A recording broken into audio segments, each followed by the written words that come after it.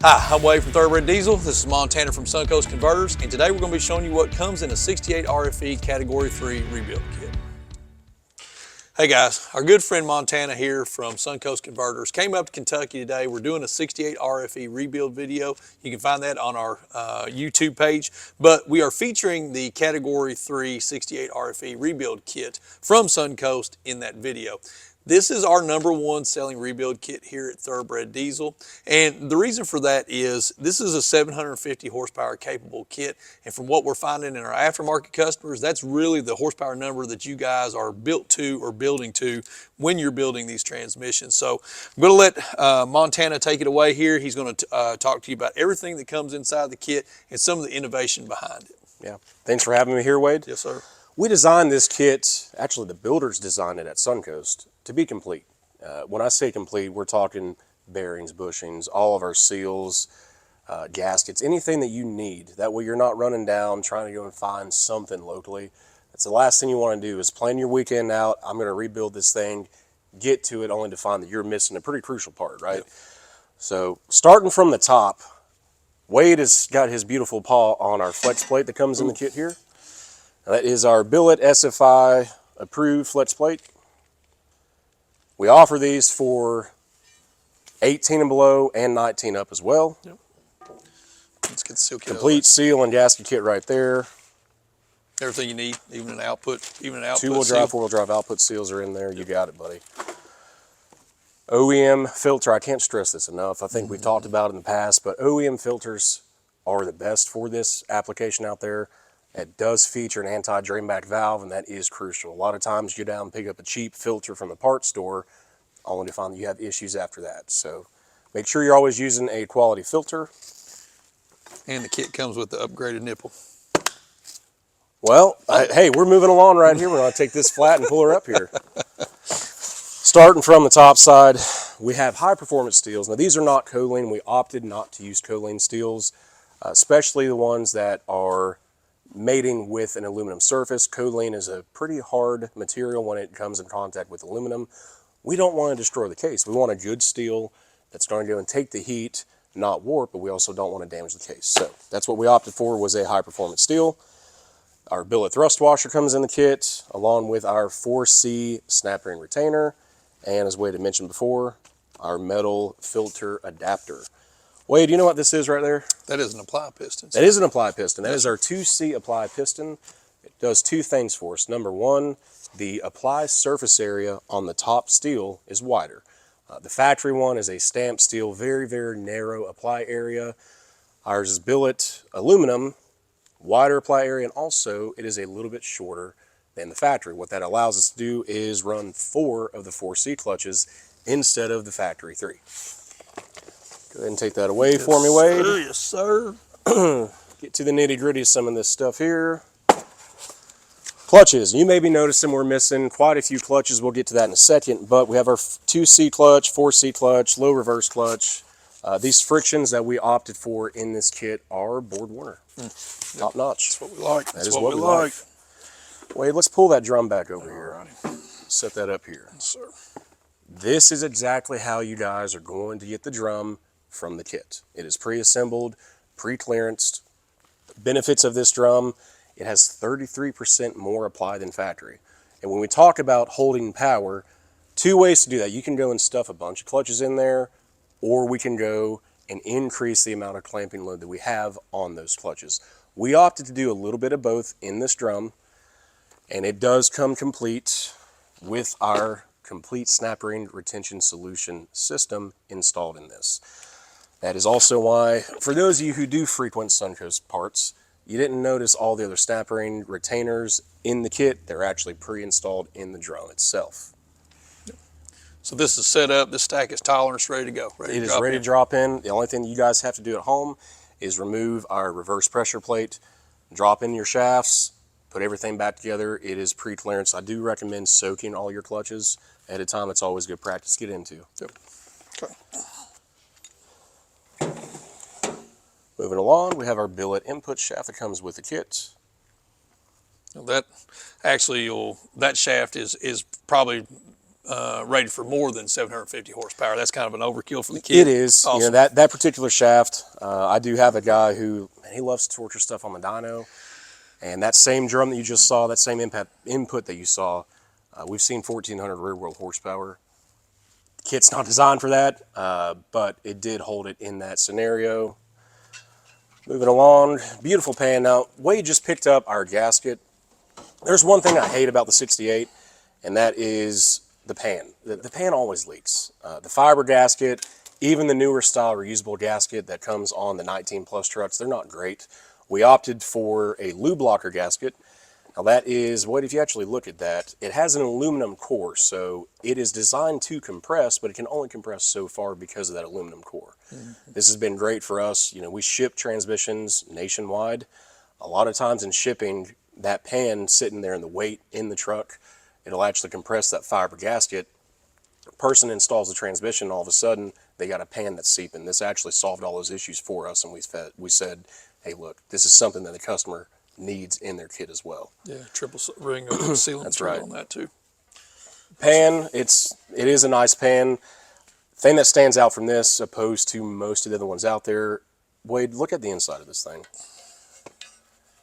It's actually a die cast. Most every other pan out there is a sand cast. Sand casting can be porous in nature, whereas a die cast, that's actually the 68 case is die cast. For those of you that didn't know, that's why everything's nice and smooth.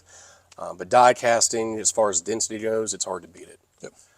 And this is depth correct for stock filter. It'll run. You can run stock filter with that. We did design that pan to be used in pair with our zero cavitation filter kit. The way the zero cav filter kit works, it actually lowers the pan, or lowers the filter in the pan just about as low as we can go to prevent cavitation. One of the biggest things that this actually was designed around, the factory filter has a silicone plug in it. And I ran across, I mean, there's numerous manufacturers out there, but even OEM, that silicone plug was popping out and it was causing us to go and suck air. And obviously when we're sucking air, we're not getting the correct fluid volume, the correct fluid pressure, and it was really causing issues.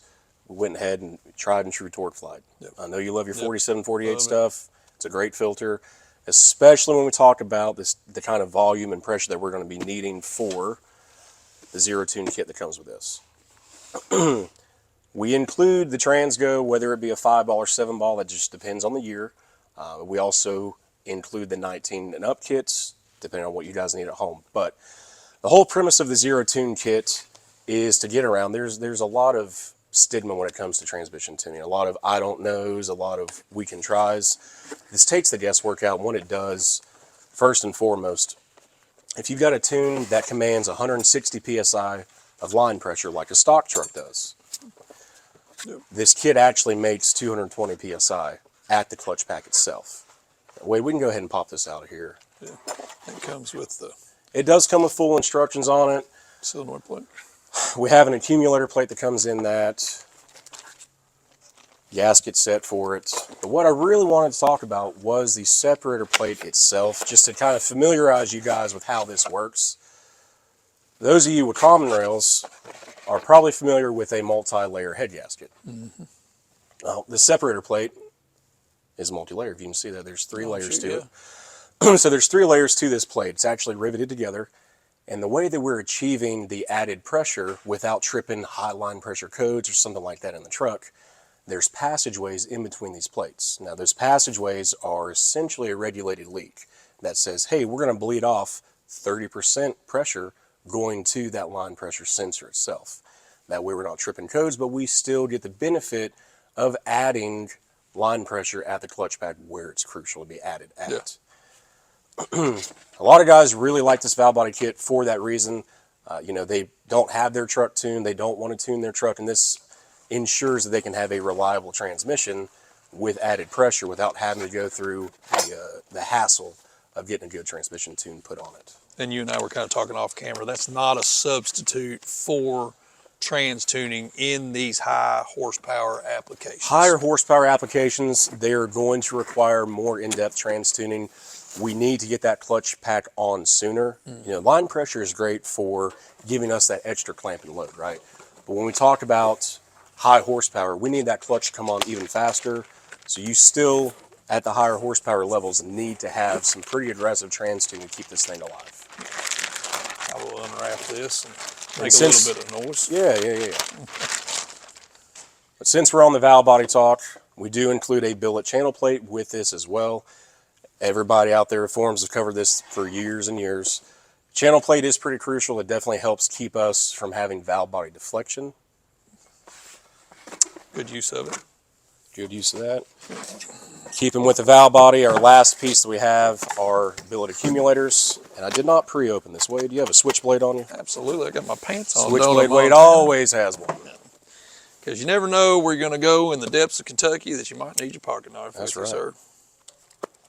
Thank you, Adam. While we're doing this, do you want to talk about what you guys have done on the use of that separator plate and the channel plate in conjunction with fight deflection? I know you kind of touched on that just a little bit, but do you see that the two of those together make an even bigger upgrade to the deflection? You know, the channel plate in and of itself, I don't think that really benefits us much on securing, deflection, Right. Stopping it. More so the channel plate is pretty much our only line of defense there with that. Gotcha. So there's 5 of those inside five here. of Sorry. those. Yep. These are triple sealing ring accumulators that we go and run with this. Accumulators are a hot topic for a lot of people. But for those of you at home that maybe you're not quite as familiar with accumulators as you should be, accumulator is fully in control of getting fluid to the clutch pack in and of itself. So this is in a bore. The 68 with its PWM solenoids, it's going to send fluid to the back side of this. Do you still have that valve body kit? I do. We'll actually talk about that. Just a little visual reference here. And this is something Wade and I have not even talked about, so we're kind of going through this together here. Yep. I'll go ahead and open this up though. Mom's going to yell at me for using my teeth. She got you braces, and then here you are, Here you're I acting am. a fool. Okay. But basically, this is in the bore. The valve body, you have your spring in there. Spring is riding against plate. Whenever we go and start PWM and pulse width modulating the solenoid to come on, what it actually has to do is compress this. That way we don't get solenoid feedback in the clutch pack, As the solenoid's pulsing, you don't want the truck.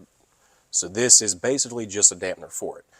Now, if your main pressure feed is coming on the back side of this piston, compressing that, if we have a leak in this area, Yep. You're not getting full pressure to the clutch pack. You're not getting full volume.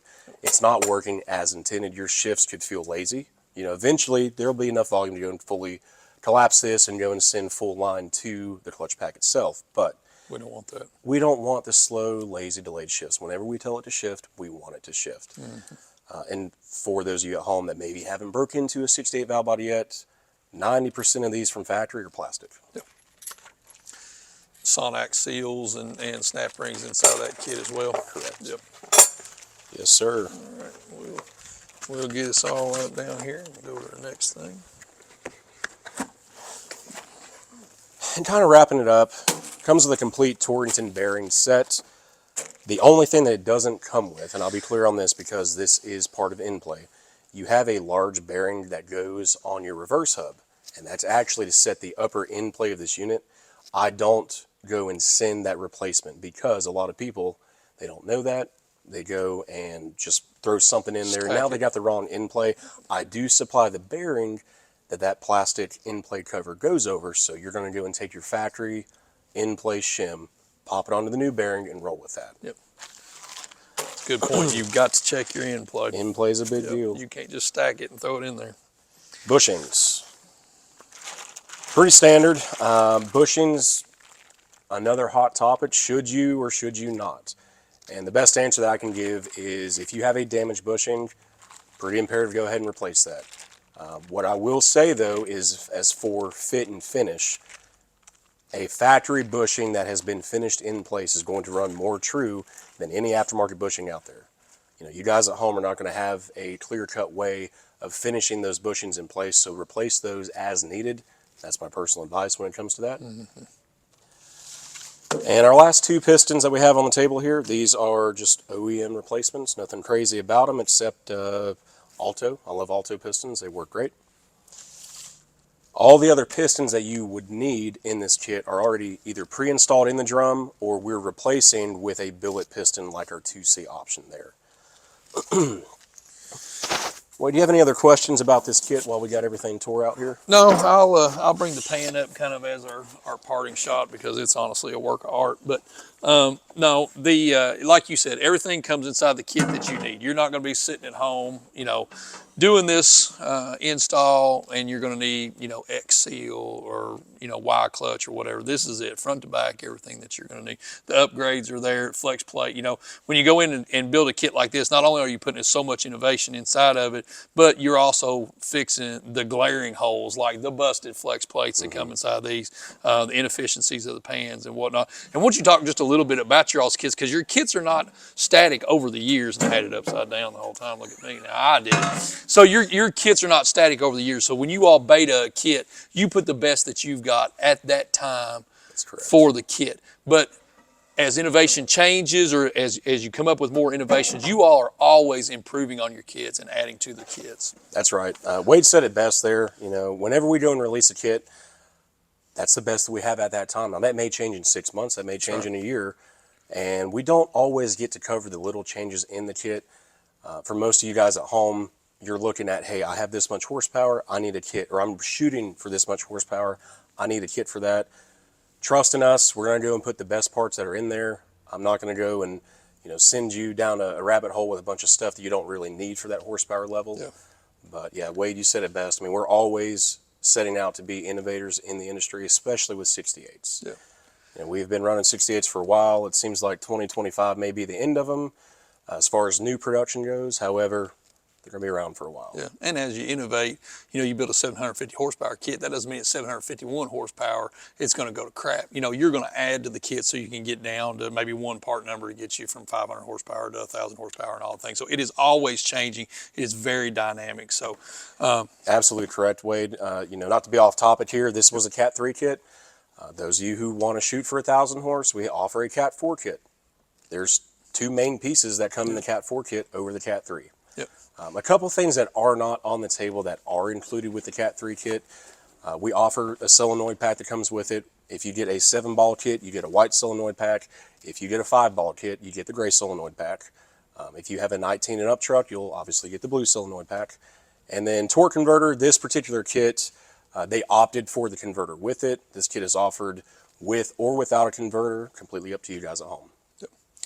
Yeah, and if you've never driven a aftermarket converter in your truck, I definitely suggest that you do that. We talk so much about transmission rebuilds and all the things, but if you've never sit in the seat of a truck where you've made all the aftermarket performance upgrades to it and you've never run an aftermarket converter, you're completely missing out. You are. You're absolutely completely missing out. You've done all the work to get yourself a turbo and a set of injectors and you got nothing to do with them. That's probably the number one call I get is, man, my truck feels so much faster. That's right. Well, I mean, in a way it is. It's more efficient. You're getting a lot more power to the wheels itself than, through the slippy converter you got there. So. Yeah.